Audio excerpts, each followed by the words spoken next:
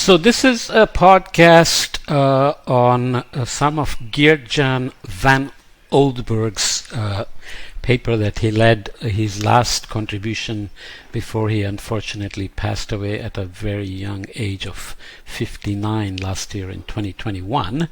And it's a cautionary note on why we are not so good at doing attributions with models yet. As you know, when extreme events like a heat wave happens, immediately there will be a lot of climate priests going around saying how much worse. Well, first is to say it was made worse by climate change, and then there will be some numbers like Pakistan heat wave was made 30 times worse by climate change or human activities. So human activities and climate change here have to be looked at more carefully as well. So this figure became very famous during the summer of or early summer of 2022, and you can see the extent of the warm temperatures and the duration, frequency, intensity, and the area covered by the heat wave were kind of record breaking. And yet you have to understand what was made worse by climate change and what was the global pattern versus the local pattern. Okay, so this is another infographic from Al Jazeera, which is where I got this as well, which is a modified version of NASA figure. So this is just showing what is the highest temperature ever recorded in your country, and the main point is that the warmest temperatures in Death Valley was in 1913, and the warmest or the strongest heat wave happened during the Dust Bowl in the 1930s, and Europe has had more recent ones and so on. So this means that you have to be careful also as to when the warmest temperatures occurred and how they are changing. So climate tends to load the dice, so frequency of extreme events can increase, but then in the case of attribution, the question is, what does it mean locally? Models may be good at large scale patterns. Somebody's shouting here, so let me stop. So the idea is to figure out what was changed by climate change. What was altered by climate change? Was it the probability of the occurrence? Was it the amplitude of the heat wave? Was it its duration? Was it its spatial coverage, and so on?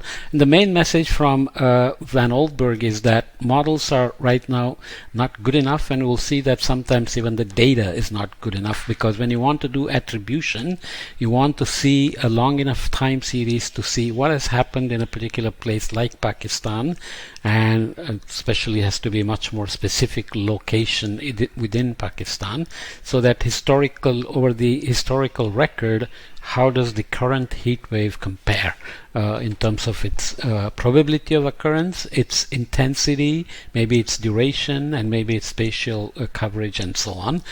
So the paper is attributing and projecting heat waves is hard. We can do better. So always a modest guy, great scientist, contributed a lot to extreme events research.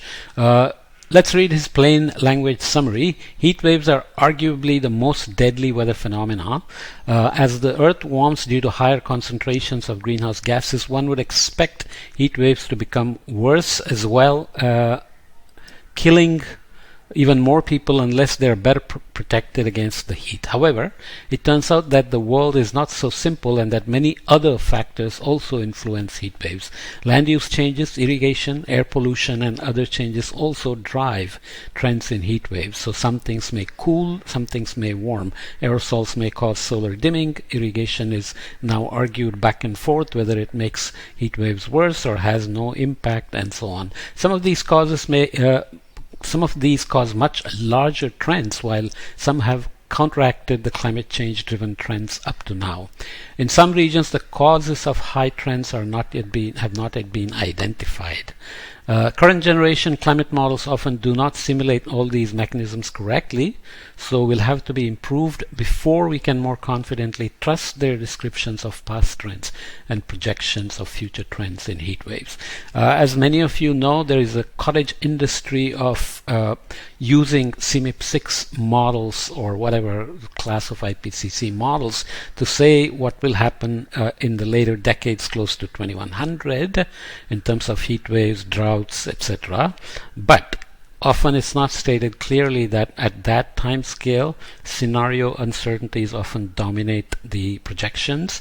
At shorter time scales in the next decade or two, model uncertainties tend to dominate the projections. So this is also important to keep in mind, because if the projections depend on what the scenario is, what are the chances that those scenarios are going to be realized? If you just look at how things have evolved in the last couple of decades, especially in response to COVID, you know that you can throw out all your scenarios out of the window.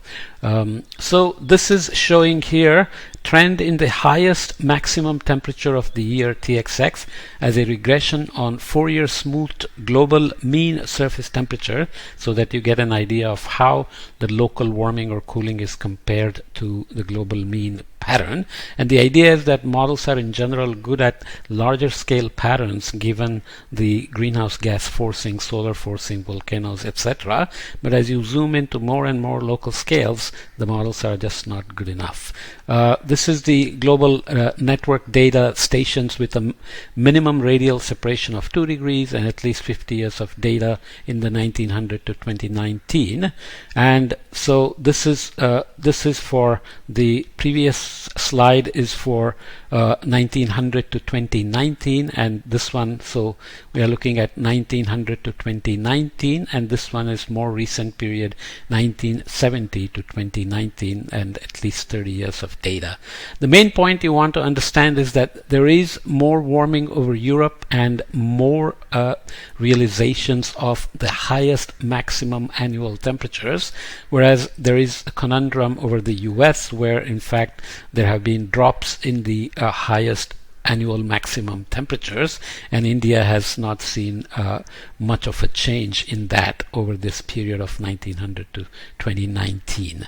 So models have to be able to capture these, especially local trends like this Southeast Australia, for example, and the models are not good at, they do large scale patterns very well. For example, they may capture European scale warming and relatively more warming here than here, but many may not capture these specific trends of a reduction in, so look at the scales here going from minus 2.5 to plus 2.5. In the more recent period, India is still a mixed bag. There are many negatives here and some positives. So what is happening? Obviously, there is the global forcing from increased greenhouse gases that produces certain trends, certain patterns like the polar amplification that we have talked about elsewhere. But when you zoom into local scales, models begin to have difficulties, not least of which is because of missing representations of local land use, local urbanizations, local agriculture, irrigation, pollution, short-lived pollutants, etc., etc. Okay, so this is something that we have to watch for. Here is another way to look at it. This is looking at a particular place in Netherlands, De Bilt, and I won't go into the details, but basically it's looking at number of models that are trying to capture the observed trend over 1900 to 2019 or 1950 to 2019 or one particular model over 1920 to 2019. These are called opportunity analysis, where you take whatever you can get in terms of model simulations, in this case for a particular scenario RCP 4.5, which is middle of the way emission scenario. So they had 22 models and 45 members, so multiple realizations from some models and observations. So if you look at the trends as regression on smoothed global mean surface temperature, observational estimate is here, and you can see that the models are are all over the place.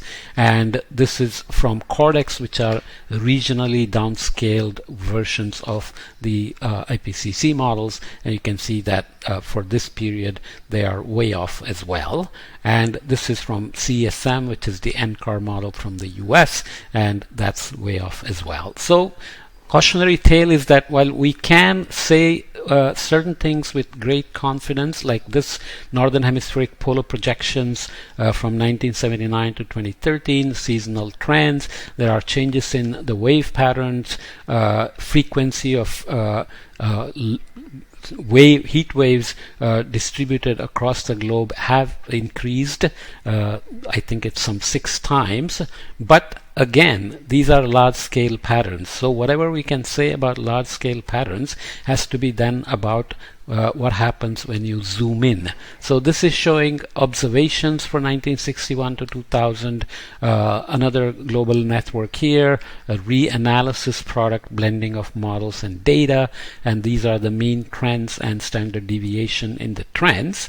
And without going into details, I want to just emphasize again that even the observations themselves sometimes can be deficient or not good enough when you want to go down to the scales at which you want to look at something like heat wave. Heat wave is typically something in a town or within a city like Chicago. It could have a very different impact in a particular neighborhood based on the socioeconomics, availability of cooling centers, ACs, public transportation, and so on. So very, very local information is needed for forecasts, early warnings, actions, and so on. So this is another example from India showing gridded product of the trend in the highest maximum temperature over India, and you can see from 1979 to 2013 this product says something, whereas the ERA interim, which is a reanalysis product, looks quite different. And here this is for May to June 1979 to 2013, and this is the same thing from ERA. Again, big differences. So even the data may have some issues, but the models, especially the prediction models, have to be very important. They have to be reliable. So whenever you hear things like this, climate change made South Asian heat wave 30 times more likely, you have to ask the question, do we need attribution all the time? What are we going to do with this? Okay, so South Asian heat wave was made 30 times more likely. What do we do with this information?